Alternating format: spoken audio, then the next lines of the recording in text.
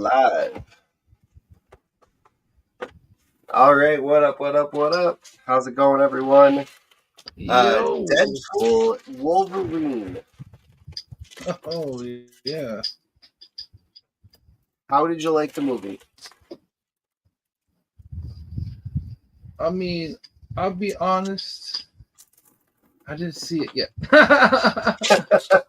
But I do intend to see it. But I did see, well, I've seen a lot of it. I didn't sit down and see Okay, the whole thing. I've been watching it over, like, the last couple of months. Little okay. snippets here and there. So I just didn't feel the urge to go see it right now because I know it's going to be packed. So Oh, I'd yeah. rather just wait a few days and just let all the people get it out their system, and then I will go. So I'm probably gonna go sometime next week when it's not because Yeah. it's gonna be too hectic, especially where I live. It's gonna be hectic. So, but it wasn't right. I was looking at some of the local theaters and looking at what seats were left. There was no seats left, which is a good sign. So but I can tell you from what I know about the movie, I think it's all right. I mean, I'm hearing mixed things about it, and from what I saw, it's good. I mean, I'll be honest. I don't think it's going to be better than part two was. I think part two would be like the best movie. But I get this buddy movie. They both wanted to do this, so this is something like it's kind of like for us and for them. It's for the fans Yeah. and for Ryan Reynolds and Hugh Jackman, because that's one thing I liked about all the Deadpool movies. He always obsessed about getting Wolverine, like fighting Wolverine, kicking Wolverine's ass. He was always obsessed about it. So, but they were talking about doing this for years. So, in that aspect, I think it's gonna have its own little Yeah. genre. But I hear you. I think it's good. I think it's good. I don't think it's gonna be better than Deadpool 2, but it's certainly gonna make more money. I mean, because I don't know if you got those clips I sent you a few minutes ago, but they're already talking about Thursday. I think they already made $38 million on a Thursday. Yeah. Yeah, I'll be which right back. Okay, I'll be right here. And I'll be reading out what it says. Yeah, I've got a kid screaming and crying, so I got to go put her in her place. yeah, it's all good. Don't worry. I'll read out the statistics anyway while you're gone. Yep. Because according to this here, saying this is from CNBC, Deadpool Wolverine snared 38.5 million on Thursday preview, pace for the opening records, of course. And also it also says here, I believe this too, but matter of fact, I'll just read it. I'll tell you what I think. Saying that the Deadpool Wolverine's expected to tally between 160 million to 180 million in the domestic box office during its debut. This one will mark the highest opening weekend for a film in 2024, the biggest debut of an R-rated film ever. Which I'll be honest, I could see it doing 180. I could actually see it doing 200 mil. Because I'm pulling over a bill for this movie for sure. I want to say in the 1.5 billion range, but I'm going to keep it between 1.25 billion and 1.5 billion. But I definitely think that it has the potential to pull in that, because if it pulls at least a $200 million, well, even 180 still, because you don't understand, like, when these things happen. Well, let's say it pulls 200 million. I mean, it's going to drop off by like maybe 70% by the next week, but you're still going to have between that and a box office domestically, like maybe another 140 million. And then over the next couple of weeks, internationally, you're going to definitely break that billion. So I believe that, this is definitely going to do over $1 billion for sure. This will beat the previous Deadpool movie, and definitely do over $1 billion. So I can't wait to see it. If you guys saw it, let me know in the comments how you guys liked it. I mean, like I was telling Chris, pretty much seen business I'm in, I get to see all this stuff. So I got to see a lot of it. Out of sequence, of course, but I know the order is in, so I'm definitely gonna go see it. Definitely next week. I just didn't want to do it with the crowds right now. I don't know what happened to Chris, but let's see. While we're here with nothing to talk about, might as well show you guys a couple of comics that I got. Oh, these are mine. Check it out. Symbiotic Book 2, Book of Faust. It's available now on my website, symbioversecomics.com. And here comes Chris. Yeah, so I was just wrapping up. You were saying 38 million on opening night? On Thursday. Definitely. On Thursday. Yeah, it already hit it. It's not projected. This was Thursday tally was 38.5 million to be precise on a Thursday preview. Is that domestic only? Yes. Yes. In fact, if I'm correct in saying Worldwide doesn't have Thursday previews. Right. So this is only domestic. So this is what I'm trying. Yeah. Now we're vibing. That's what I'm talking about right there. So we're talking about $38.5 million. So it's expected to do between 160 to 180 million dollars at the domestic box office during this debut. I'm gonna be honest. I'm going to tally about another 20 million on that, and say it's gonna do about $200 million for the opening weekend. Definitely just the opening weekend. That makes sense. Yeah. And that's just the domestic box office, by the way. We're not counting international. That's why I say it's going to hit over $1 billion. I predict to be about $1.25 billion and even $1.5 billion. But at the low end, at least $1.25 billion is going to definitely do. I feel it. I definitely feel this because, okay, it's like waiting to eat that good fattening meal you wanted to eat the whole week, because you can't eat like that all the time. But it's like that good old fattening meal you've just been starving to eat. Well, this is how entertainment is. We're starving right now for content, for more content, especially. So we're hungry. When you're hungry, you're gonna eat. You're gonna gorge. So I believe, like with this movie, it's gonna satisfy everybody's palate and taste, and I think it's going to be like pretty much like I said, it's going to do over $1 billion for sure, and it's just going to be one of those movies that are just going to have its own little genre and ascend its own little history, but it will go to show people that no, Marvel Studios, you guys can still make a good movie if you just leave everything be. You see, because let me tell you something, Ryan Reynolds kept fucking with Marvel. He kept fucking with the writers. He kept fucking with everybody because he kept telling them, "It's your fault everything's like this.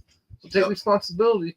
He kept telling them this, and he says it throughout the movie how they take responsibility for everything being screwed up. And it's not him saying it; he's saying it in the behalf of the writers. So, I love Ryan Reynolds that way because he's a ball buster, but he is saying the truth. He's saying what the fans want to tell these guys. Which he's telling them, like, pretty much, this is what the fans think. So you don't have to like it. That's just the way it is. So I can't wait to see this. Did you see it yet, Chris? Tell me if you saw it. Yep, I saw it last night. Oh, why? So what did you think of it, honestly? I loved it. I loved the cameos in it. I loved what they said about it. Like the actors in the moment. Yeah. There were a few things that I kind of wish there was more of. Okay. One of those things being more like world building style for the mutants. Without giving away too many spoilers, it's definitely it's not as mutant heavy going forward as I thought it was going to be. Okay, I guess is the best way to put it. Right. All right. I thought that they were going to really dive into what was going to happen, how the mutants were going to be introduced going forward, and I didn't see that. So I think the way they described this is a love letter to all of the fans of the Fox universe. and all of the Yeah. characters of the Fox universe. And I completely agree with that. I think that was very well done, very well projected. Um, and I think, needless to say, there was a lot of really great things that happened in this movie. It's a 10 out of 10 for me for a lot of reasons. Is it perfect? I would say that it is perfect in what they wanted to accomplish. Is it everything that I wanted it to be? No, but you can't go based off of me. You got to go based off of how well the movie did. Yeah. You see, like I So, said, I watched enough of it to get that kind of feeling. That's what I yeah. was, yeah. So I know exactly what you mean, because that was the best way to, like I said, because I haven't seen the whole thing, so, and I'm not sure what the sequence is. I kind of figured it out, you know. I saw about Yeah. 85% of it. I still want to see the whole thing in its, cut form. But yeah, that's the sense I was getting as well. That's why I said from the get-go that I feel like Deadpool 2 is better, but this movie is going, like I said, because you got the fat girl starving at the dance. That's it. She's hungry. You got to feed her now. That's it. So we got to eat. And this movie's going to satisfy that Marvel gap for the entire summer. It's going to make over $1 billion bucks for sure. I don't even see that being the issue. But I do like from what I was seeing, like they really pushed the boundaries of R like as hard as they possibly could, which I like that. And that's what I believe the Marvel, the MCU making these films should be about. They should go this hard. They should not these are superheroes. Like I said, there's adults like us that grew up and we were reading this stuff. And even if you got into it when you're an adult, that's fine too, because then you can appreciate it even more, because as an adult, you have a deeper understanding. See, when I read it as a kid, I had to reread everything just to have a better conceptual grasp on what was going on, which I, believe it or not, even rereading it, I had a pretty good grasp on the old school universe, the Bronze Age, pretty much. Like, I knew McFarlane era, like that was like things that I was very like following heavy and hard, like everybody else was. Like that was the cool kids back in the day in the 90s. We used to buy them comics, So the McFarlanes, man, McFarlane was Mr. Cool back in the day, I love that they did a little shout out to Liefeld, and that he can't draw feet. I don't know if you saw that. Yeah, I did. I didn't want to spoil that, but I did see that. That was just so funny. I don't know if you remember a couple weeks ago, I was kind of hinting about the Liefeld feet joke. So and I died when I saw that in there. I was dying laughing. But you know what though? Hey, it's all good. He's the most successful artist in the world. So shout out to you, Liefeld, because you know what though? He actually can draw feet. If you go back to his older works, the man does. I just don't know what happened when he got. I think him and McFarlane's style were not complementary. Like some people can just do things together, but I don't think they were that complementary in a way that I believe that Rob Liefeld saw how Tom McFarlane was drawing Spider-Man and all these other characters bigger than life, and he wanted to do that too. But somebody had to tell him that you didn't have to draw the feet as big as the character, as big as you want to draw him the life, But hey, I'm happy for Rob Liefeld. Shout out to you, Rob. Because honestly, one of my biggest influences growing up, I love that guy. He was a kid. He was a kid. I was almost like I think we were like he's maybe a few years older than me. So I was watching him as a kid, being a kid, getting swept up into the limelight, and really like this is why you can find X-Force 1s real cheap or freaking, New Mutants and stuff, because he was so successful. So they just printed millions and millions of copies, So, I mean, those bumps actually bumped up a little, but it's not. What up, Mark? You go, yo, what up, Mark? Spectre Comics. Oh, speaking of which, I'm going to do my rest of my show this week. I took off for a couple of days because it's just been like, it's hell. It's been insane. I mean, I got like, so just to catch you guys up real quick on the book. So, these two books I got here, my symbiotic books, right? I have a third printing coming, which is actually supposed to be the first one. So Okay. talk to the printer today, and I'm gonna have your order already done and everything. Once I get the last book in, I'm gonna give you everything in one package. So I'm just waiting for that order to come in. But I did Sweet. talk to the printer, and he did tell me by this week coming up I should be getting it. So once that's done, that's it. I'm gonna start doing shows. I'm gonna be putting up stuff on my website. I'm gonna be putting up stuff on my Instagram. I mean, I'm not sure. I may just do like the giveaway on Instagram. I'm always doing it on YouTube, so maybe I'll do the review of the books on YouTube and then do the Instagram giveaway. I think I'll pull in a lot of people anyway. So you know what? I'll probably do that anyway. And like I said, I'm gonna be giving away one of these guys, and definitely gonna be giving away one of these. And these are only gonna be 100 of these, so.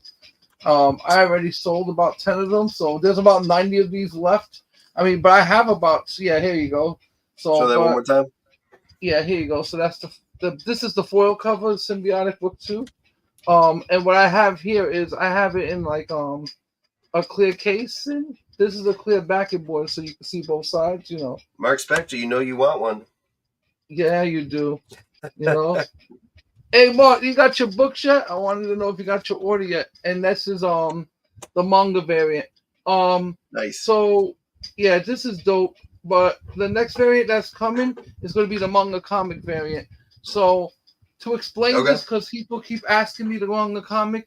Okay, this is what I invented, and I patented it, and I printed it. So I invented the world's first manga comic. Like, people make manga in comic size, but what I wanted to make was a manga comic, meaning that I wanted it, to have the spine to the right like a manga, but when you read it, it reads like an American comic from left to right, which that's how I coined the term manga comic. This one is a manga variant, which means that I actually printed this one as an actual manga. So you open it from left to right, and you would read like a traditional manga from right to left. So something that was a happy accident. I'm going to talk about my videos, but it was something I wanted to do anyway. So yeah, this book right here is dope, but the manga comic will have it printed in reverse. Like, it'll be the same cover, but the cover's going to be a little thicker. It's going to be like, this is, I'll just take this out the cover to show you. This cover is more like a traditional comic book cover. I wanted to go with this to see how it was. So you see, like, this is real good paper. It's just like, compared to my manga comic, like, this cover's like, it's thinner, it's just thinner. Yeah. But look how nice that looks, man. Oh my god, I can't wait till you read this, Chris. Yeah, I think you're gonna have a good time with this. I gotta say, your comics are definitely some of the best quality. Right there. Out there. Thank you. I appreciate that. Quality, all of that. Yeah, even the backdrop I did. Some of the best.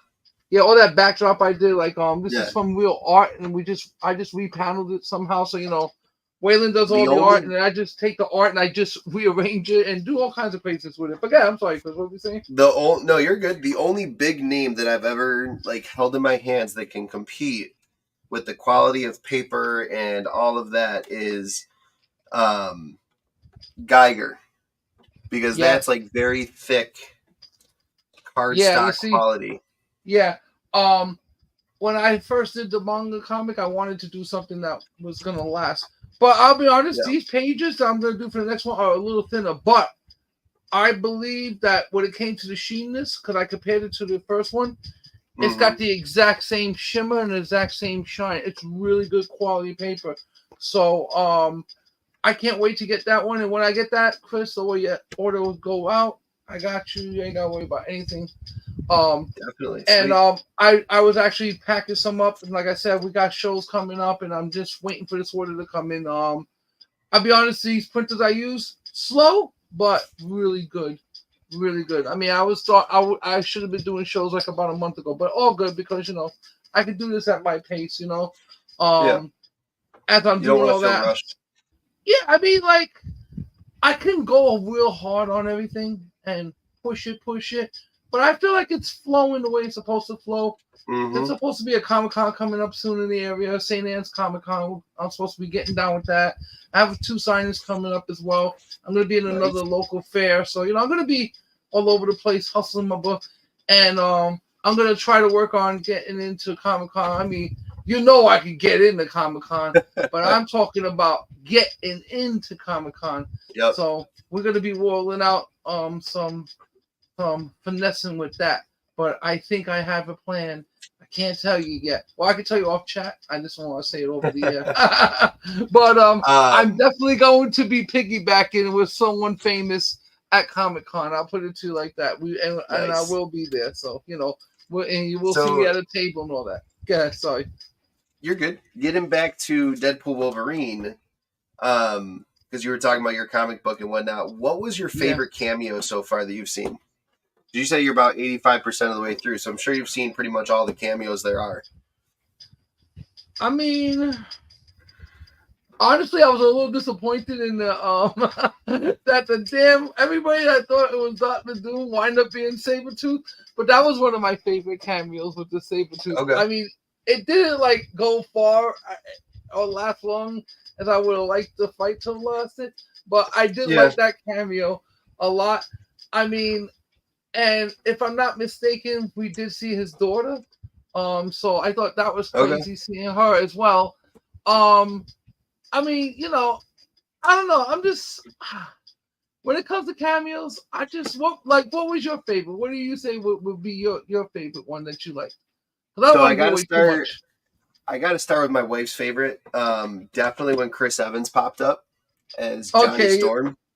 Yeah, that was she funny. was all over that, and I was like, "Holy shit, that is amazing!" Like, I was not expecting that. That was we're so used to seeing him now. We're so used to seeing him now as Captain America. Like, remember we were having this conversation a couple weeks ago? Yep. I forgot. I was like, "Oh yeah, that's right. He was Johnny Storm first." He's been around so long, you don't realize it. But the thing was, I like that. It wasn't even that he was there as Johnny Storm. It's just the fact that he was there to begin with. I was very shocked by that. Because, I mean, it's hard to keep stuff like that under wraps, especially when it's such a big name like Chris Evans.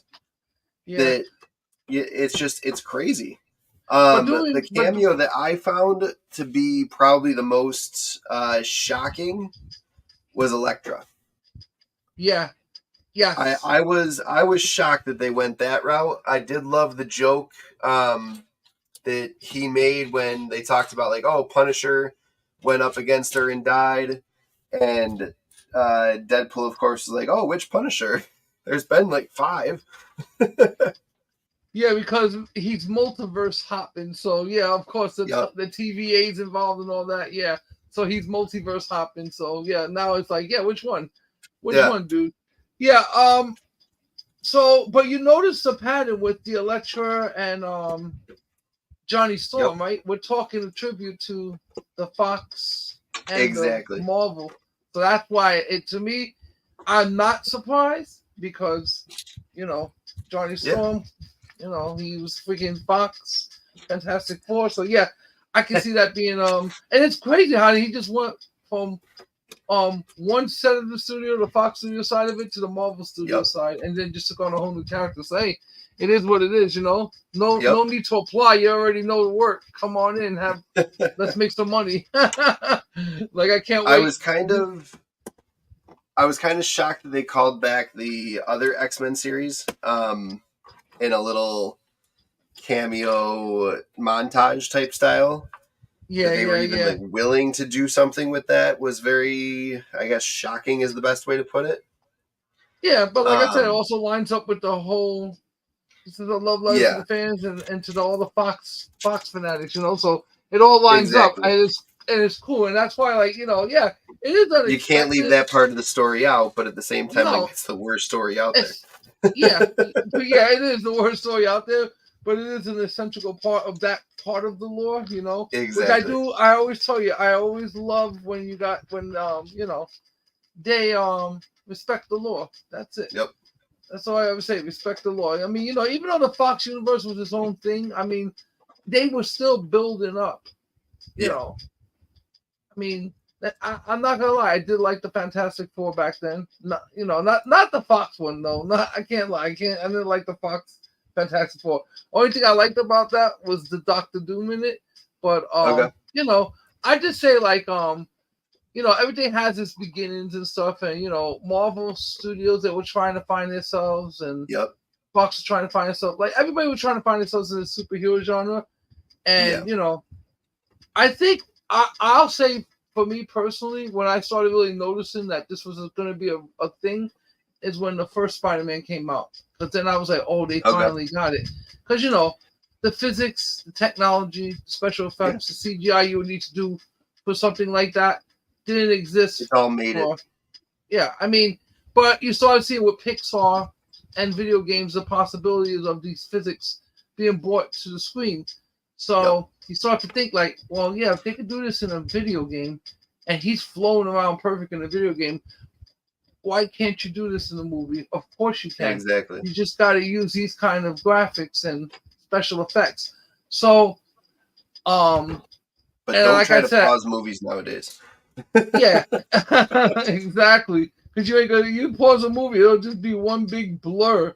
Like, yeah, I don't care. Give me a 4K Blu-ray of any movie that came out last year and pause it. You won't in a fight scene. It'll be blurry and dark. Like, what is that? Like, what frame is that? It's just a spotted blur.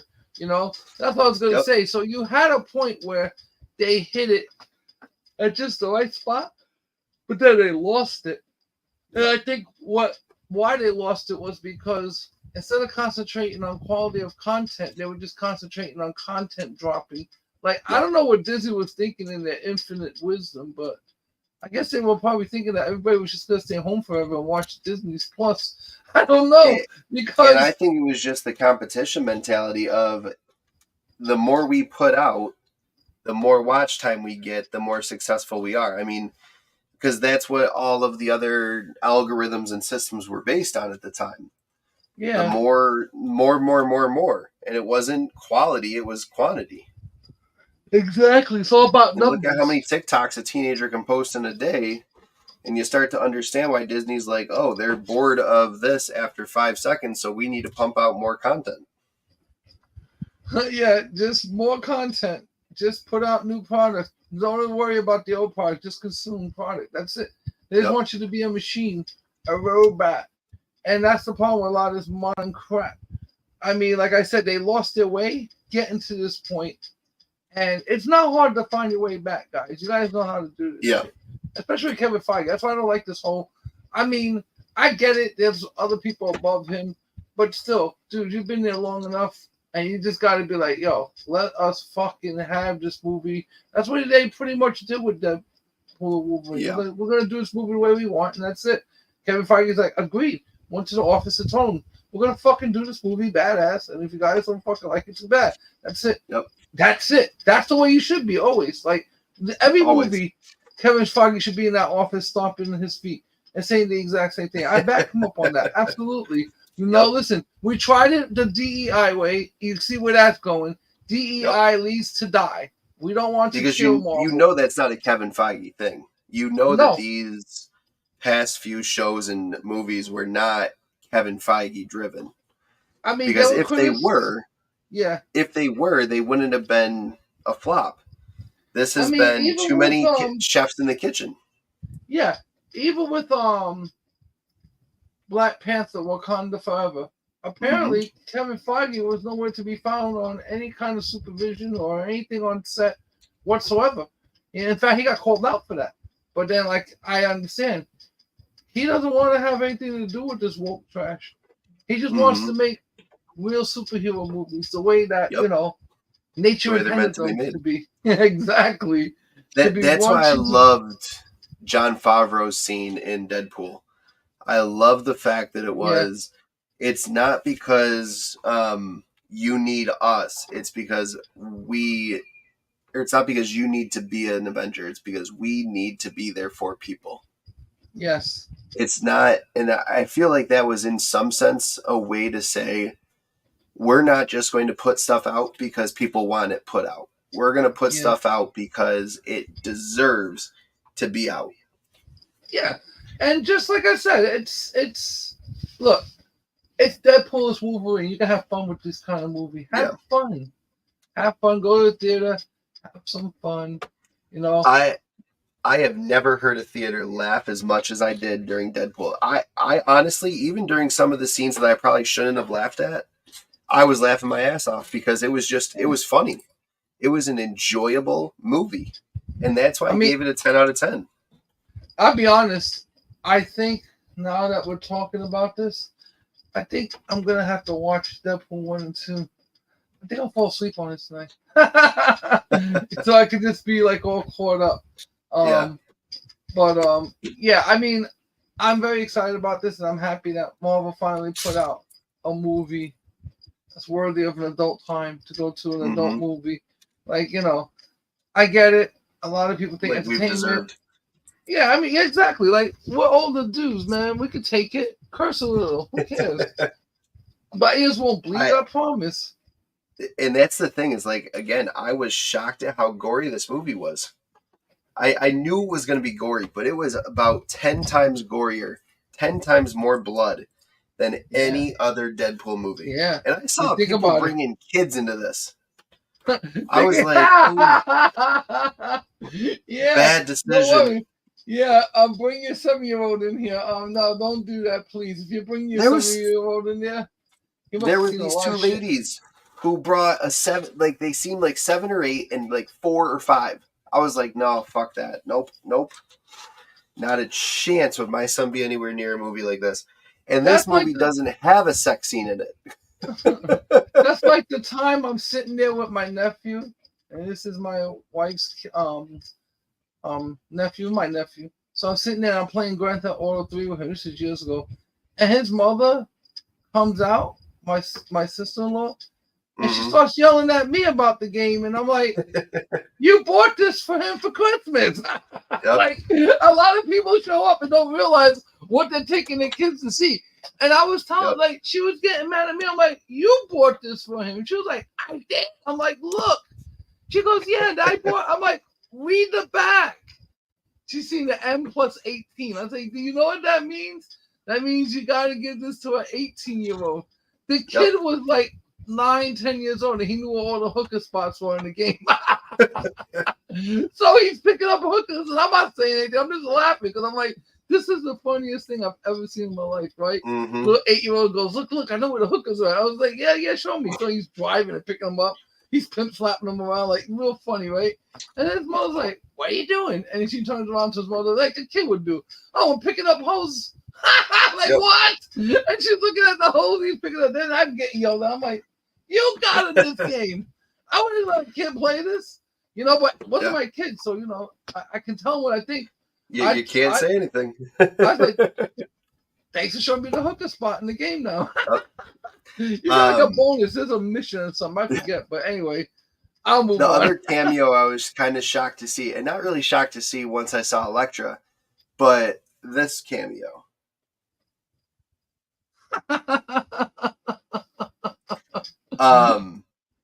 And I couldn't believe that what he said, where he was like, yeah, the one and only. I'm like, so we have a Blade movie coming out. You're saying you're the one and only Blade, and then you die. Like, are you saying that there's not going to be a Blade movie now? What are we trying to say here? So I'm very curious to see what happens with the Blade movie going forward, if that was like a little call out, because obviously the Blade movie's been so up in the air lately. Oh my God, I've been hearing horror stories about the Blade movie. I'm convinced at this point that it's been canceled, from what I can tell. That's what all the signs are pointing to. It's been canceled. There's no way that movie's going forward. I mean, it had like more reshoots than freaking Captain America. And is it just they couldn't get the script right, or what? It was the script. The director had static with the star had static with the director. One of the writers had static with the director too. I don't know. It was just like, it was one of those environments that like everybody just hates everybody for whatever reason, It just happens sometimes. Like, you just meet a crew that just works together perfectly. And that's how you get these sublime movies. And then you'll meet a crew that are just like, I gotta work with this fucking guy. I'm like, come on, let's go. And those are the shitty movies. You know, it's just chemistry. It's a matter of chemistry. So the chemistry just didn't pick up, you know. So they were just like, you know what? We'll just do this and get this done. You know, I hate that. I mean, I've been on sets like that where you could see like the energy is just like it's just sour. You know, there was a few shows I was on this year that it just had like it was just a little not towards me or anything, but it was just like a sour. Like I can't explain other than that. Like it's not a joyful set to work on. You know. Yeah. But the majority of them, I'll be honest, the majority of them are really good sets.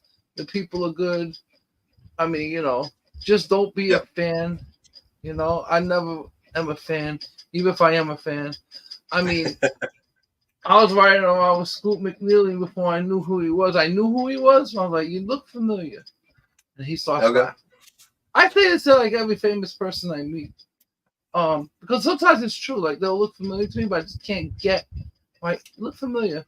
I've seen something. I say, you know what? Don't tell me, it'll come to me. Anyway, what's your name? Scoot. Okay, I'm Mike. Let's go. And we're just driving around, chilling in Manhattan, just driving around, hanging out, you know. And next thing you know, I'm thinking about it, and I'm telling my wife here, I'm like, hey, I'm driving this guy. I think you know him, Scoot McNeely. And she was like, of course we know him. We watched Narcos last week. I'm like, oh yeah, that's right. And then I tell Scoot, oh yeah, Narcos, that's right. That's right, Scrub. You know Pablo, huh? He goes, yeah, I do. He called him up one day. We were talking. I was like, and we FaceTimed. I was like, yeah. Oh, that's awesome. What's up? Yeah, that was great. I mean, I will never ask him to do that again. I mean, I don't try to blow his phone up. Like I'll talk to him every once in a while. I'm gonna hit him up again soon. Now that I got my comic out, I'll hit him with a text. And you know, I try not to be like when it comes to my Hollywood friends. I try not to be too like intrusive into their lives because I know, especially with me, like people get mad. They're like, "Oh, I try to get a hold of you." I'm like, "Listen, you don't understand. I'm at a level in my life right now where everything's just I'm constantly creating. I'm constantly doing things. I'm constantly busy. Like it's crazy. You know, I'm what I like to call semi-retired, and I never worked harder in my damn life. Not harder. I'll say smarter, but it's just one of those things that you know, I look around the lane and everything's accumulated. But I just couldn't move in this heat the last couple of weeks. I mean, I don't know if you have Central where you're at. I don't. I don't. And it's horrible not to. And these freaking I couldn't live without it. Yeah, I mean, like, I couldn't move. I was, like, dying, you know. But the bad thing about where my lair is at, it's in a point of my house when there's, like, 2 windows, and it's, like, a corner of the house. So they put the heat so far away, you can never get proper heat. And I got the windows so cluttered up, I just can't put anything down. But even if I had central AC, it wouldn't work correctly because of where the vent's at. I feel no heat in this room. This is a very cold room, which is why I like to keep my collectibles in here. It's very cold, you know. But it also gets hot in the summer. I mean, you know, it gets fucking hot in here. So nothing's melted yet. Yeah, I mean, I could do the central. It's just like, you know, where we're at in the city, it's not really like common to do. I mean, I could do it. It's just I would have to make space for it. Yeah, I have the license and everything. I know how to do all this work. That's why I did it also. I was also AC tech, so I'm like a jack of all trades and a master of none. You would be like shocked, like the things I've done. You're like, he did this. He did. I got an actual license. I was in the army, so I went in the army. Awesome. I took that up as a trade. You know, like because you know they give you a bunch of choices. You got to take a test called the ASVAB, and the best way to describe the ASVAB is almost like part IQ, part engineer test.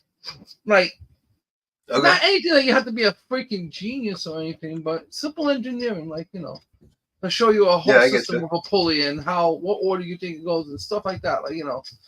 And, yeah, I got really high on that test. Like when I was mad when I got the score back, because they told me I got a 92.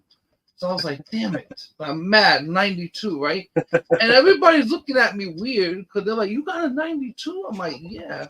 So I'm like thinking, nah, I Yeah, can't that be the only sucks. I person could that have got a gotten 100. 92. Yeah, like so I was thinking, like, where's my 100, right? But Yep. then they got these scores called line scores, and I start to read them off, and they're like 105, 109, 117. I'm like, what is all this in Okay. specific categories? And so people started reading out their scores. They're like, oh, I passed. I got a 42. Other person's like, I passed. I got a 55. And I'm like, looking at my thing. I'm like, wait a minute. So he goes, okay, the person with the highest score stepped forward. So no one stepped forward. So then they call my name. So I'm stepping forward. It goes, congratulations. I'm like, okay, what does that mean? Oh, you got the highest score. I'm like, how can I get the highest score? I got a 92. And they looked at me. I was like, yeah, exactly. Got 92. So I'm like, yeah, okay. So I'm thinking like 92 like is like an A minus, not realizing that a 92 for this test is like a freaking genius because you only have to get like a 30 to pass the test. Oh, I wow. didn't know that. And then like anything above 50 is like is really smart. So we are 90. Like I did like a 92, I believe it was, and I was the highest score that day. And that opened up like there's like 250 jobs. I was able to pick any one of those jobs I wanted. But I liked air conditioning. Oh shit. Yeah, I liked air conditioning because I wanted to do it for a while. So I was like, you know what? Yep. You guys got air conditioning? They're like, yeah, we do. And I'm like, yeah, I'll take it. That's it. And that's how my military career started. And yeah, I mean, like, I'm actually licensed to do this work. But I'll be honest, in my civilian life, I haven't done it in years because it's just, I'll be honest, it sounds funny. I know, AC guy. Well, I think I'm supposed to work in the winter when it's cold. I don't want to be out there in the heat working on somebody's AC system, sweating my ass off. Like, don't get me wrong, I can get a company and have people do it for me, but I just, it just wasn't like, it was something I wanted to do when I was younger. And then when I got older, I realized, as you're older, you don't want to work hard. Not like that. I mean, children, go to school, work smarter, not harder. Believe me, there are ways you can do this without killing yourself in life. Not everything you have to do has to require you to break your neck, I'm not saying never to work hard, but if you can go through life and work is easy. Like, look, okay, when I was in the military, right, I would do my push-ups, right? No problem. As soon as the drill sergeant turns back, everybody looks out. We stop doing our push-ups. Of course, we cheated. We're gonna cheat when you're not looking. That's the only thing I ever cheated in was the push-up stuff. He would turn his back towards us, and we'd just continue doing push-ups. Things like that. I mean, like I could have done it all the way to done it, no problem. But I'm like, why should I waste my energy? Let me just let him walk away, get a few seconds. But he knew what we were doing too. They know. Oh, for sure. It's just a funny game because.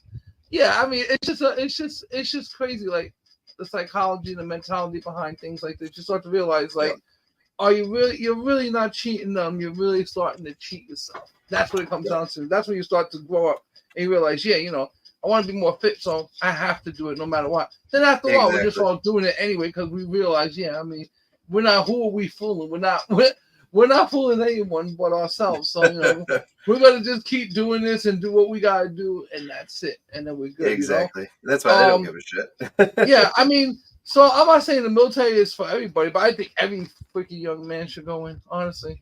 If you're 18, you should be in the military. And don't worry about school and college because I don't know if you've been paying attention to college lately, but you're not missing much. Not missing much on the campuses. I mean, it's twice as much as it's ever been. Oh, why? I'm looking at the water tower. It's got that Miles sticker on it. That's what's up. It's got Miles, I like Green that. Goblin. It's sweet. Nice. That is sweet. Man, how long does it take you to do? It's like about a month so far, right? Oh my god. I think I'm at like 12 hours right now. Oh wow. And I've still got 2 bags left. I've got to build the Daily Bugle logo.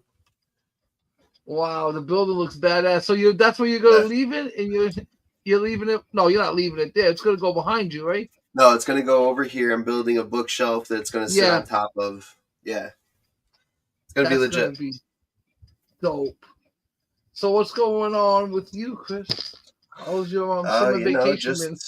Just getting through summer school with all the chillins. Getting through the terrible threes with the kids, with my daughter. Oh man, yeah, I know. Believe me. Oh, I don't miss them days, but I ain't gonna lie. enjoy them. I know they're paying the asses now, but believe me, Yep. trust me when I tell you, we'll have this conversation when you're older. You're gonna be like, you know what? You were right. I do miss them days, and you don't Yep. think you're gonna miss them. You'll miss them. You know, but it's all good. I mean, you know, I'll miss my, them eventually, but I'll yeah. definitely be happy when they're over. You know. Yeah, exactly. I mean, you're gonna have a relief for years, and it's gonna, and then you're just gonna think one day, like, damn, you know what?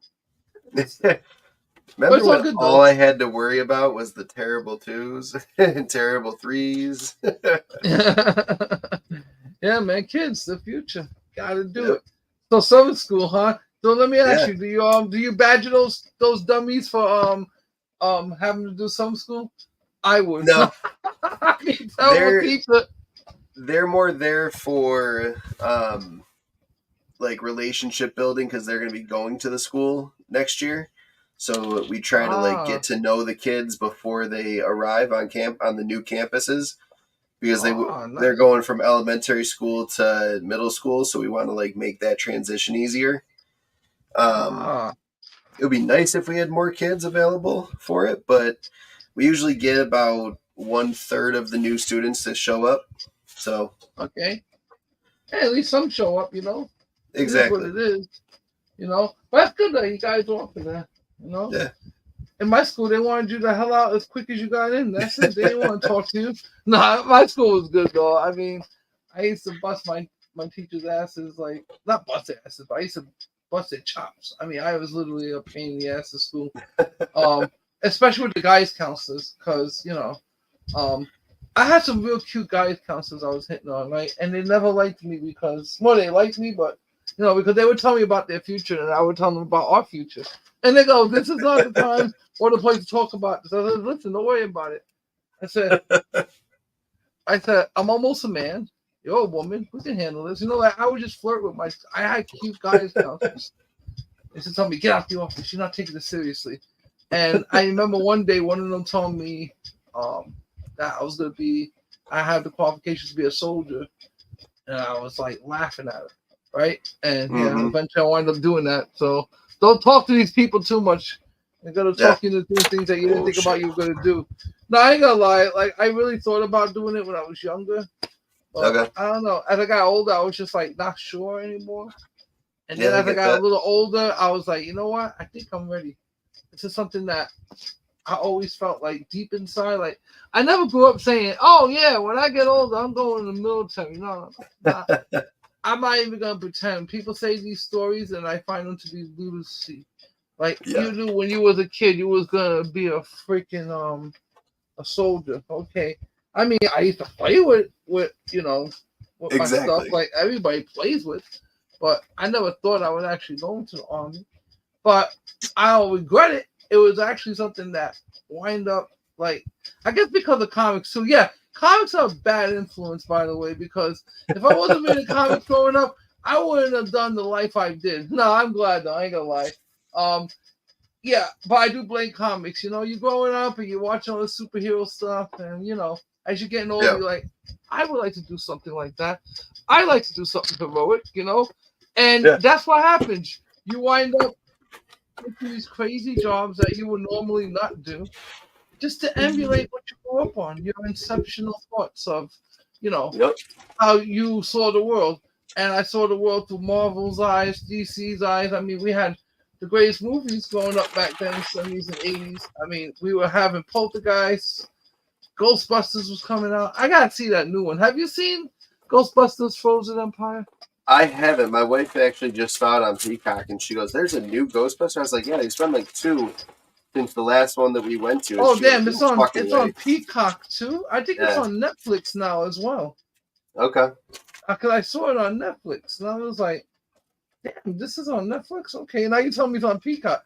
I got Peacock, so I want to find it now on Yeah. Peacock.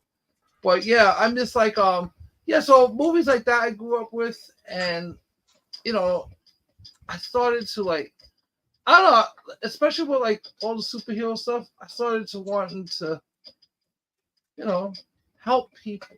Like that's Mm-hmm. why I like the fact that you're a teacher because yeah, teaching's a good thing. You're helping Yep. students of the future find their way in the world. Yeah. I like that. I respect that.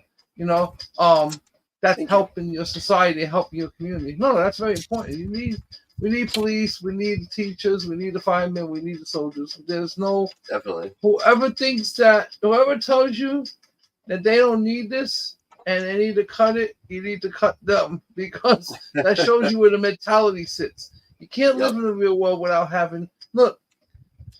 You can't have freedom and safety at the same time. You got to give up one for the other. So yeah, you have freedom. Exactly. But when the safety factor comes in, there's got to be order in society. I mean, exactly. I didn't make this rule up. This is how we were born into it, and it's just something that I figured out as I got older. And like I said, I blame everything back at me for living the life I did. But I'm also so thankful for it because I wouldn't have ever made anything like this, So I look at it like a blessing and a curse at the same time. It's a blessing and a curse. But anything worth doing in life, believe me, it's going to require sacrifice. Yep. This is why you see in all these pagan religions or anything you ever see, I don't care what race, what creed, what color, hell, even space aliens, they're all doing sacrifices. They all sacrifice something, whether it's their own being or each other or their time or whatever the case is. I mean, that's what most good stories are supposed to be about. The sacrifice that one is willing to take to overcome and to move on. Or, you see it where sometimes people just get overtaken by the very thing that they fight. They become that very thing that they fighting against, And, exactly. That's why I like comics because comics really, well, I can't say all comics now in the modern age, but at least when I was growing up, and that's how I'm trying to write my comics as well. Mm-hmm. I'm trying to write them in a way where, there is messaging in it, but it's not anything like to program your children. It's more or less like in a situation similar to what my characters go through. How would you handle the situation? Yeah. If you knew the world was going to end, would you do something about it? If you had the power to change something, would you? That's what the story's about. Okay. The power to change your reality. But because by not doing anything, your inaction is action. Like people don't realize. I always believe in this. Like, I said I was gonna make a comic, and I done it. I'm not a superstar yet, but I'm getting there. Yeah. In less than a year, I already have 2 comics published. I'm working on my 3rd one right now, and I'm just gonna keep going. These are things that I admire about people who start from like the very bottom and they work their way up and they claw, they scratch. And like for me, I would love to make millions off of this, but at the same time, it's more for me, it was just something that I really wanted to always do. And I always wanted to be in a position to do that. So I found myself to be lucky enough to be in the position to do it. And I was like, you know what? Now would be the time to do it. And I just felt like it was one of the most amazing things I ever did. Everything I've done. I've done a lot of stuff in my, believe me, I have a stellar past. And this was like one of the best things I felt I ever done because it was literally about just sitting there and imagining an entire world. Like, can you, like a lot of people, and I get this question a lot, and I never thought about it. Even as I wrote, even as I'm right now, as I'm already like been working on the story for the longest in my head, but I've been taking my time with putting it pen to paper, and I'm glad because now everything is like in my mind. This book, the whole series is 75% written out. But I already written book 3. I started on book 4, so book 4 is going to help me flow into book 5, and 5 is going to help me in flow into 6. But the way the story is going to go, I may have to do a 7th book. Okay. And an introduction to a whole new character, right? But the character is not going to be what anybody thinks it is. I can't explain it right now, so I'll just save that. But you'll see, like, because I know me. I'm a writing, like, I wrote in this book, this one, This was 36 pages. After I took out 6 pages and put them on a comic card, that's how much I wrote. 42 pages originally. So I just write like that. I just have so much to say, which is a good thing. I mean, a lot of people get writer's block. Not me. I haven't written in decades. I just have ideas. I haven't written in decades. Everybody's like, when are you going to write? I said one day. So, but now that I'm writing, it's just like, I can't shut off the ideas. They just going to not, like, that's a great thing. Like, I will say this to anyone who's ever going to write anything. Just remember, whatever you do about what you're writing, don't write yourself into a corner. Yeah. That's it. Don't write yourself into a corner. You always have to think about, even if you're not sure where the story's going to go yet, you always got to think about that kind of scenario. You don't want to write your story and put it to a point where now you just wrote it into a corner. So it's writing, but it's more imagination at the same time that combining the two, then you can realize. I sound like Kamala Harris for some freaking reason. I've been watching her all damn day. But, oh my god, that damn Kamala got to me. But I just feel like to imagine the scenario helps me to write it out so much easier. I can just literally boom, that's it. I imagine it and I can write it out. I just say this because maybe people are thinking about how to start, because people ask me, what's the best way to start? I say open up whatever you're going to write in and just put ink to pen. And I say this to people, even if they tell me computer. Yeah, you could do it on a computer, but you know what? Write by hand. Write by hand. Yeah. 2 reasons why. Number one, when you're writing by hand, your mind and your pen are one. Yep. I mean, I don't have that same feeling typing. You know? True. Like, even when I wrote Symbiotic and I lettered this entire book, right? I still was like the typing it in was so dead to me. But I have written it down. So as I'm reading my notes, and 2, the reason why I say to also write is because, hey, wouldn't you want Stan Lee's original writings? Well, I'll have plenty of that for sale at Christie's one day. So there you go. That'll be up in the Christie's auction one day. The actual book to Symbiotic, which it looks like this, but it's not this one. This is another story I'm working on. And I'm just waiting. I'm just waiting to get a couple more things in order. Okay. But this story that I got going here, I mean, got a couple things going. I mean, this is like one of my more original stories before Symbiotic. Yeah. Speaking of writers, did you notice in the Deadpool movie how they kind of talked a lot about that? One of the things that comes to mind is like when basically the people who were caught in the void, who were the cameos from the X-Men universe, said, well, we never got our end, so it's time for us to get our end. And I'm like, holy shit, you just called out every single writer, producer, everything from the Fox universe. Yeah. Remember I was...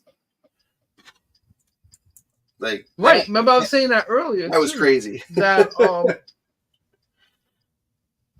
this is a love letter to the fans, and also I told you, Ryan Reynolds. This all comes from Ryan Reynolds. Oh yeah. No shit. Ryan Reynolds was holding the writers account. I told you this earlier when we were talking about that. Yeah, he was holding them in real life accountable for the screw up that they did. Because you owe the fans an apology. Yeah. So we're just gonna have to call you out. He said he was gonna do this in the movie. He said it to all the writers everywhere. He said, if you're offended, too bad. You owe it to your fans. So, like, what Ryan Reynolds did was he is the freaking Marvel Jesus. Oh yeah. I mean, it's not gonna save them from losing money, but they definitely make a score with this. And if they make about maybe 4 more movies this way, I think they can start breaking even from all the losses they got, and then make another 3 like this, and that's it. You're gonna be profitable again. And don't delve down that road of freaking ideology crap. Just make entertainment. And if somebody don't like it, that's fine. It's not made for everyone. But guess what, though? It's made for who? The majority. Because the majority speaks. in this country, in our elections, in what we watch, our Yep. entertainment. How do we speak? We either purchase your product or we don't. That's it. It's that And simple. It's yeah, that simple, and people. That's it. the biggest thing that I found with this movie was the fact that people were having fun.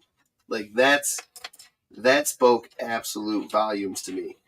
Like every single person in that theater, It's like when I want to I go. believe, would go home and say this was a phenomenal movie. It's You know, got. Do you say you have that? That do you say you had that Spider-Man Homecoming feeling?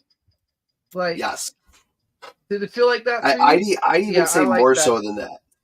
I'd say more so than Spider-Man: Homecoming. In all honesty, Oh, like nice. this I'm definitely. felt so much more complete than Spider-Man: Homecoming did. Yeah. Okay. I like that. I did. I ain't gonna lie though. I did gush like a girl when the freaking all the three Spider-Men showed up. I was like, Oh, I for knew it was sure. gonna happen.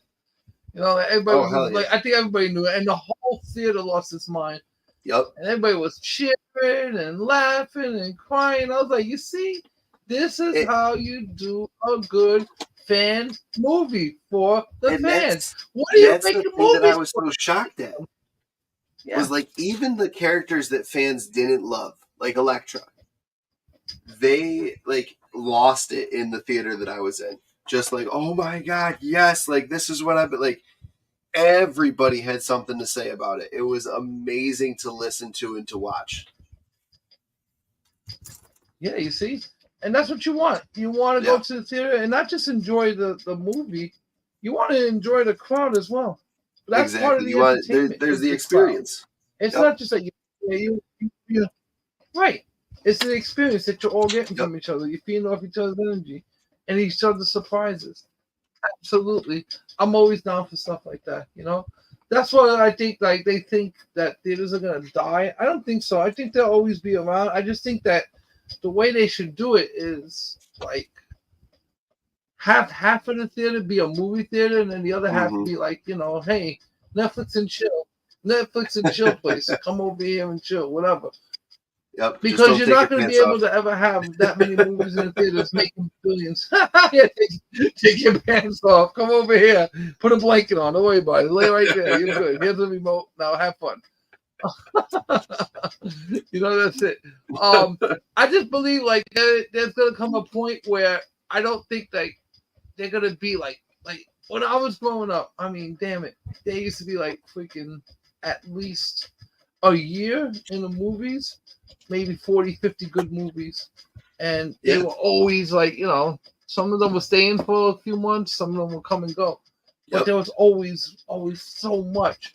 Um, I and I'll be honest, I think the quality back then was way better than the crap they pump out now. Because a lot of people think just because you got technology, everything gets better. And that's not yep. necessarily the case. Technology doesn't have the imagination that the human being has. Exactly. So it's what you hear people crying about this Chat GPT AI. Listen, anything that it does is going to be doing based on anything humans have ever done. It cannot Yep. do its own thing. That's it. So if you know that and understand that, then you have nothing to fear because it's artificial intelligence. It's not even a real brain. It just scours the internet. It's like the world's fastest engine that can search and Yep. compile what you ask of it. That don't mean it's gonna turn into Skynet and kill us all. Hopefully not.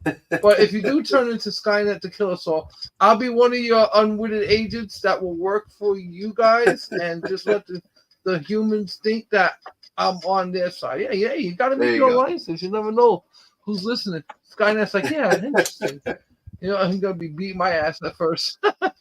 But no, I just say like over the years, like in the 80s and 90s, I would notice like when you see explosions, let's say, Yep. they were real explosions. And you'd be honest, like, are they dangerous? Yeah.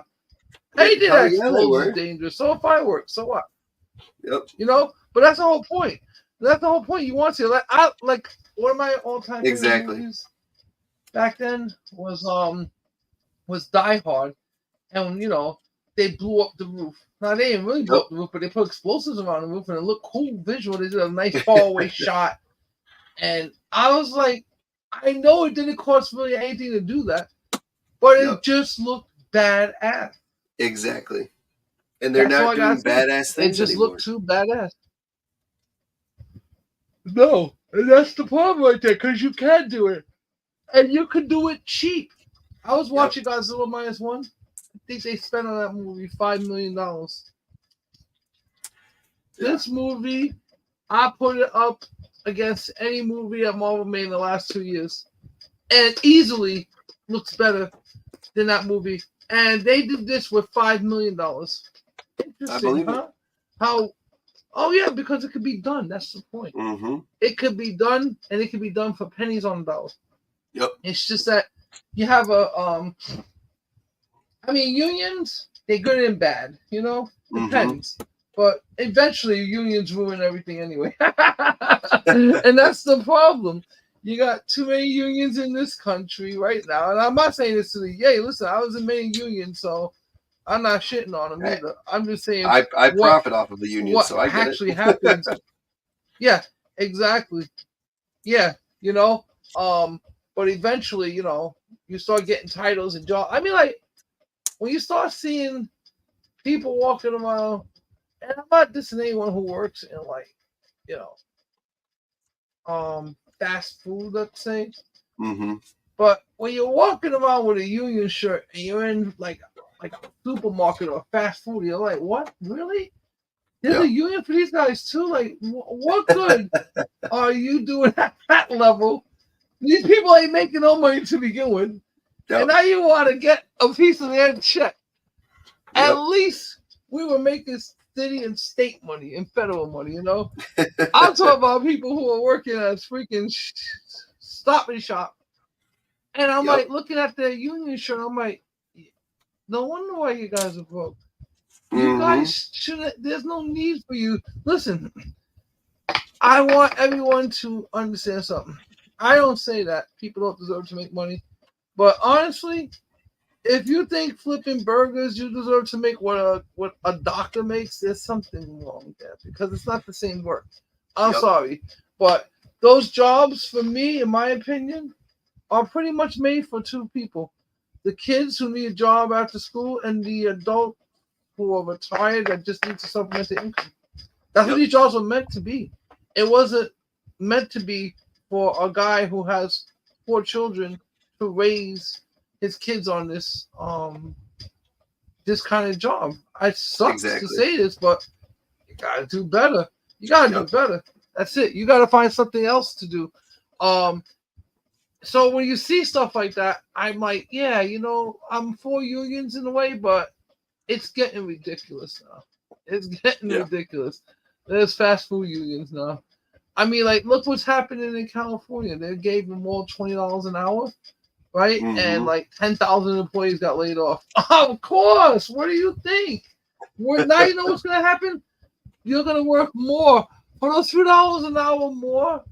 And this is why I say people wind up always doing against their best interest. In theory, yes, you want to make $20 an hour. I get that. I just say like this. For a job like McDonald's or supermarket, I would never expect it as a child growing up that I would have a union and they would be fighting for me to get this money. I would even think at this point, I'm like, what I'm doing, it's not worth this money. Like, you know, it's just, I mean, but it's also, I believe like, oh, yeah. It's also the fact that some kids are raised to believe that these jobs are careers that you can do for the rest of your life. Like, that's just not the case. And I understand, like, yes, you might have a parent who's going through some stuff or who never really learned that you have to, like, you got to move on from the job of flipping burgers eventually. I get it. Like, there's parents out there who have just, that's what they do, that's what they've done. And for whatever reason, they've never gotten out of it. But we can't be raising a generation of kids that way. Like, it's just, that's how it can't be that way anymore, because we're seeing a worker shortage for skilled labor, and skilled labor, that's some of the easiest work to do if you learn how to do it. But we're not teaching our kids to do it. We're teaching our kids to just skate by. Because we're giving our kids $20 an hour. We're giving our kids $20 an hour to put fries into a basket. Why would they want to learn a skilled trade for when they can just do nothing? And that's the point. But, those things usually backfire because it's look, you never go to Burger King or McDonald's because it's a gourmet restaurant. Everybody knows what the deal is here. This is garbage fast food. Give me my burger, my greasy fries, and I'm out of here. That's it. Put a lot of salt it's not fries, sustainable. That's it. I'm out, Right. So, in a way it is, though, because, it's sustainable for the company. Like, we had the dollar. Yeah, even if you eat right there, back in the day when they had a dollar menu, the chicken sandwiches weren't bad. The double cheeseburger, that's a lot of protein, man. Believe it or not, I survived off a lot of that stuff. Mm-hmm. I remember the dollar menu. That was my buddy. I was like, oh, dollar menu. I don't even think that exists anymore. I haven't been in McDonald's in so long. I don't even think that exists anymore. But I'm just saying, like, but you see these restaurants and they raising their food prices to the point that they're just gonna go out of business because I'm gonna pay that much money. Like, I can't wait for the day that McDonald's goes out of business. There's tiers. There's tiers. There's what I call the fast food tier, which is like the cheapest place to go eat. Then you got like the diner tier, which is more like a step up, but not exactly, a high-end restaurant. And then you got your high-end restaurant. Yep. And what you see happening is that McDonald's and all these fast food joints are raising their prices up to the high-end joints, or like even better yet, like Five Guys. Like Five Guys, one of those places where the burgers are more expensive, but they are good, better quality as well. You can't mess with Five Guys. Too expensive though. That will be the ultimate undoing in the future. Yep. But at least there you're getting a better. To pay $20 there for burger, fries, and all that versus $20 at McDonald's. Nah, come on, man. I'm gonna go for Five Guys anywhere. I want my Five Guys and put everything on it. My wife today asked me to bring home lunch. And I was like, I could go to McDonald's. I could get a shit burger, and we could have a shit ton of fun with that. And, you love a shit burger when you need a shit burger. But there's also the times where you need to just go and have good food. So I was like, I could spend $20 at McDonald's, or I could probably go to just like some random mom and pop shop and get good or quality food, not necessarily good for me food, and still be good. So I went to one of the Chinese shops around us, and I was like, shit, I'll buy some crab rangoon, I'll buy some food that's not necessarily healthy, but is definitely, I'm supporting a local business, number one. I'm helping out that family, and on top of that, it's much better quality food than just going and buying the crap that comes off of the truck at fucking McDonald's. Like, exactly. Like McDonald's is like I said, it's what it is. It's garbage. Yep. And now you're gonna be charging premium price for garbage. Yeah. Which this is gonna have an adverse effect on America. This is actually a good thing. Because I predict within the next 5 years, you're going to see obesity rates drop by 22%. This is why I predict. But don't worry, we can rewind this in 5 years and be like, damn, look, you were right about this too. Yeah, 22% in decrease in obesity overall in the next 5 years. Definitely. I see this because it's happening right now. And I can see the common person already saying, I'm not paying $19 for no McDonald's, and I don't blame them. Yep. So what do? You make it at home. Yep. And this is the thing that is going to be a big Taco thing. Bell. Like that's my go-to fast food. But even that's I do too. I like Taco Bell. Like $10 for a meal, but their meals are good size. I will say that. Like you get a full-on thing with a taco. Like that's a pretty good deal compared to $4 French fries with a $4 burger that's like this big, and I'm like, come on, what are you really paying for here? You're paying for the slime. Yeah, yeah, That McDonald's slimy meat. I mean, like, I remember there was like a couple years back, I had my last quarter pounder. I was disgusted. I was, what happened? What yeah. happened to I McDonald's? It's not the same McDonald's growing up. Unless it's like a It's not only McDouble, I more can't eat expensive, it it anymore. sucks. It's disgusting. Yeah, McDoubles are yeah. pretty much the That's the only whole way point. I'll roll. Yep, It's disgusting food that yep, they're charging twice as much for now exactly. because the guy on the grill, he's like, you know what? Fuck school, fuck all this shit. I'm just gonna stay here, Yep, flip burgers forever. And good for you, man. Just hopefully you don't have to work the grill and the fucking fry station. I mean, yep, they literally laid off so many people in California. Like, it's a fucked up situation because yeah. I get it, but first of all, I don't mean to sound political, but this inflation's out of control. That's all it Mm-hmm. is. So of course everything's going to be more. People need more money to live because everything's more. So this is Yep. what happens.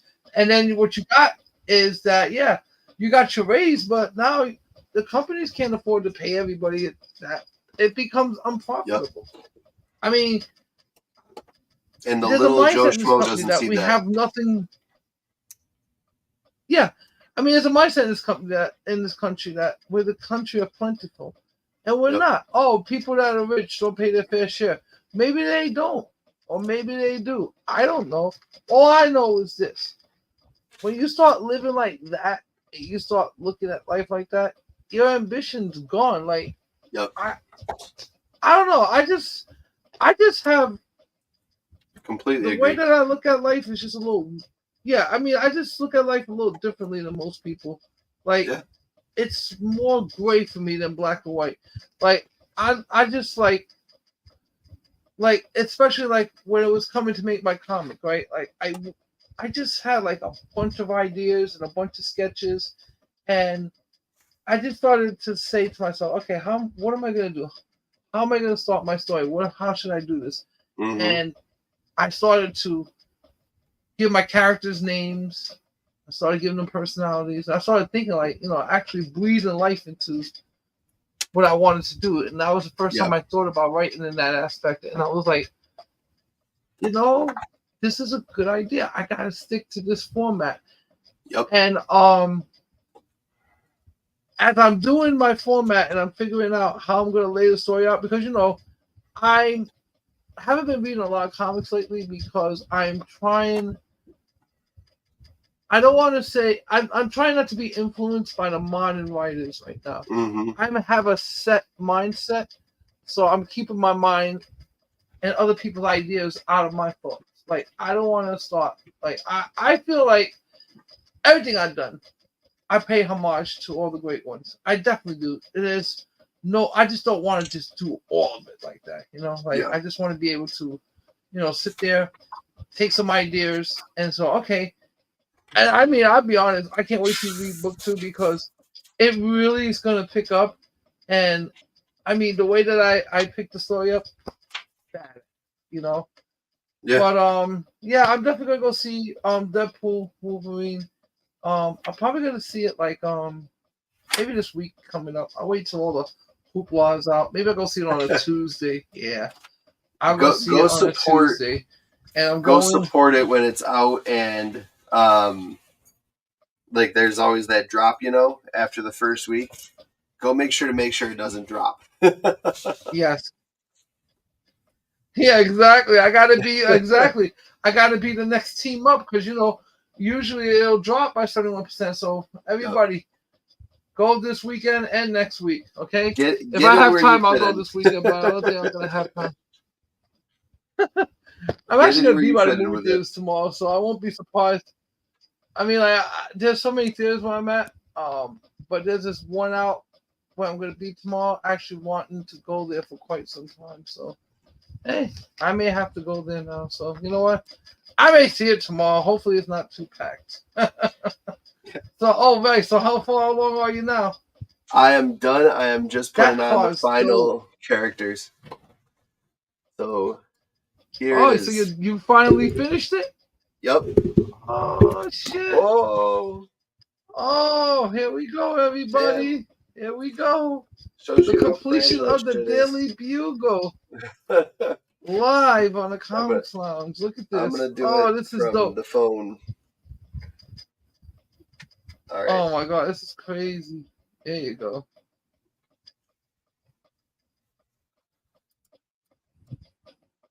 Ah, there you go. Oh wow, that's dope. That's So dope. there it is. Wow. Yeah, that's dope.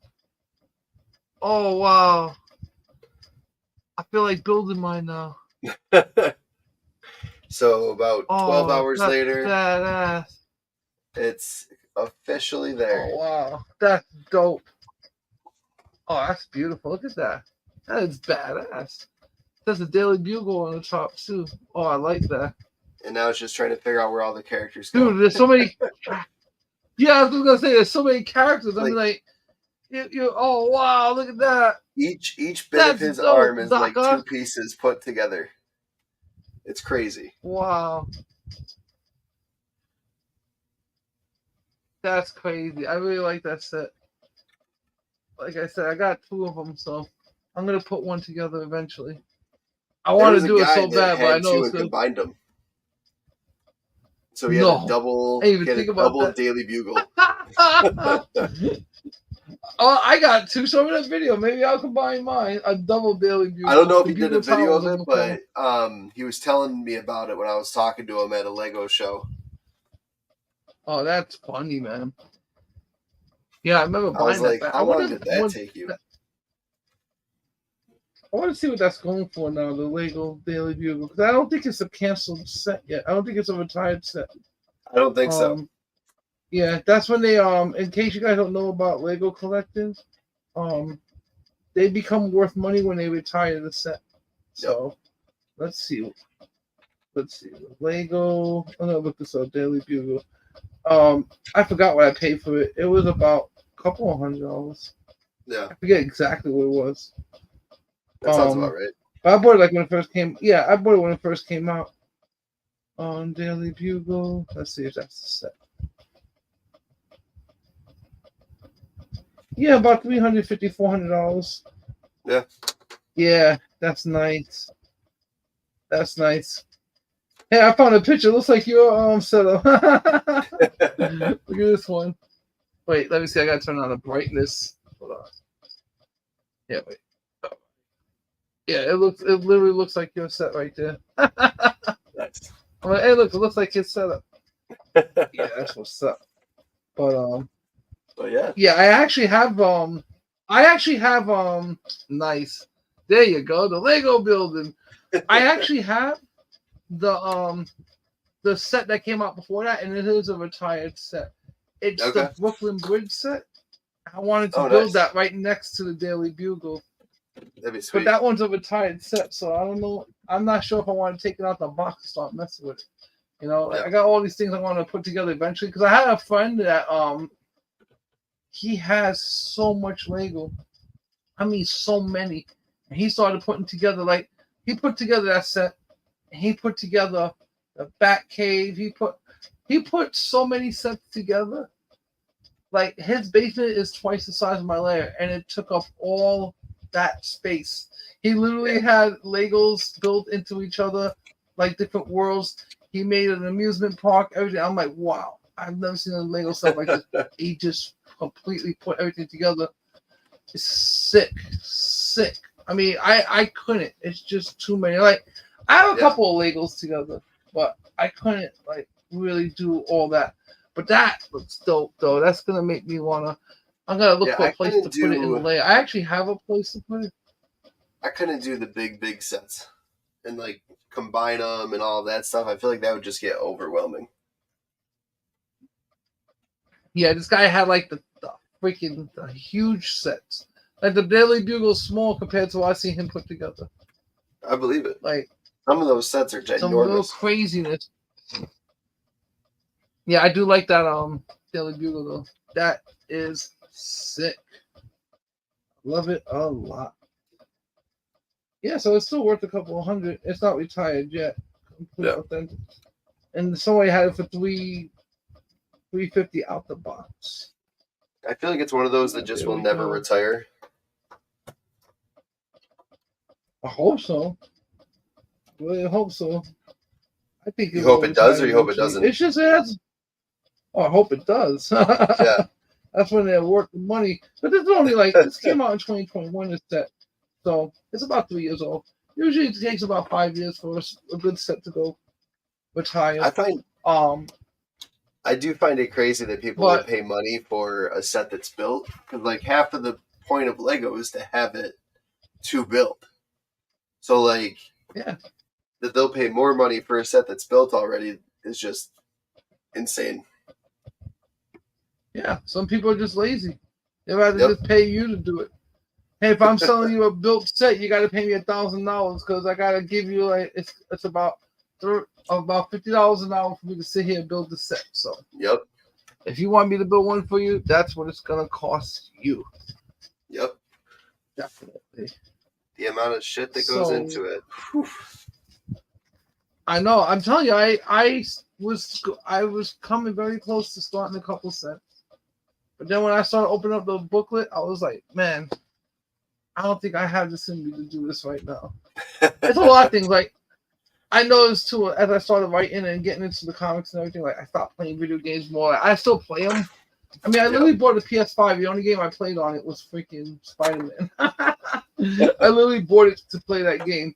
Like even the last one, the PS4. Like I love video games. It's not that I don't love them. I love them. I just like I don't know about you in video games, but I have so many video games I haven't played yet that I've gotten over the years. Yeah. So I'm in one of those conundrums, you know. But at the same time, I just don't find myself like maybe when I get into another job where I can sit back and play more games where I have nothing but time on my hands. But I just feel like lately my time's been very precious. So, you know, I'm not saying I don't enjoy things. I just realize now that the time that I have is a lot more precious than what I used to have. I'm older, so, you know. Yeah. I just feel like I love playing RPGs. I love playing all these things, but they're so time consuming. It actually takes away from my energy. It takes away from me actually wanting to create. You know, so I'm just like, you know what? I just got to choose one or the other. And I choose to be a creator, you know. And I wish I had more time to do everything, but, you know, sometimes in life you got to choose your poisons. Yeah. You got to choose your poisons. You know what I'm saying? All right. I got to choose my poisons. Indeed. Whew. Feels so good to close this book.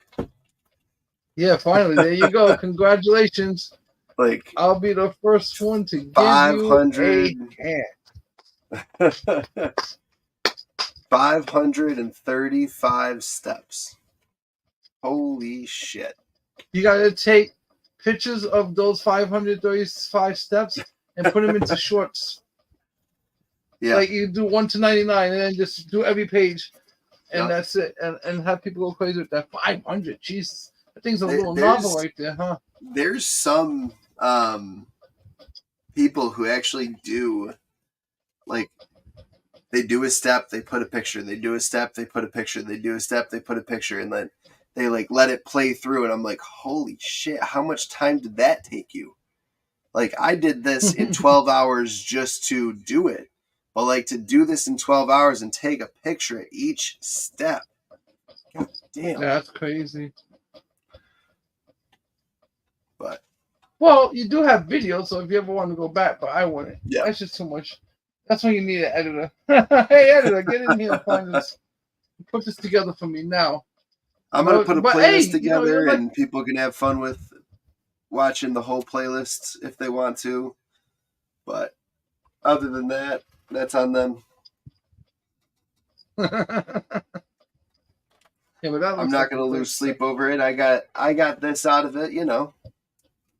I've always said I'll do this for one person. I'll do it for 1,000 people. I don't give a shit how many people are watching while we're doing it. I just enjoy the conversation, enjoy the build process, the talks, all that fun stuff. So, all right, I got to go catch up on some episodes of Superstore and go enjoy some time with my wife. It's been a pleasure, gentlemen. Man. I don't know what I'm doing now. Yeah, it's always been. And thank you, Daily Bugle, for showing up. And congratulations on the build. That thing is Thank dope. you. And we will be here next week. So listen, I do still want to do the show about my book, but I'm figuring I should have the book this week. If I don't have it this week, let's do it for the week after then. Because I want you to read the books and have them before we discuss them. This way, when we're discussing it, you can have it in your hands and you can be like, sounds like a plan. You could be letting me have it. All right. So yeah. So I'll just keep you updated with everything. I'm gonna have your package together. We got you. We good here, Simiverse Comics. People, come check me out. SimiverseComics.com. Pick up a copy. Come on, yo. Oh God, book 2 looks so great. I'm getting nothing but praise for it. So thank you all. Good night, everyone. See ya. Peace and love. See ya.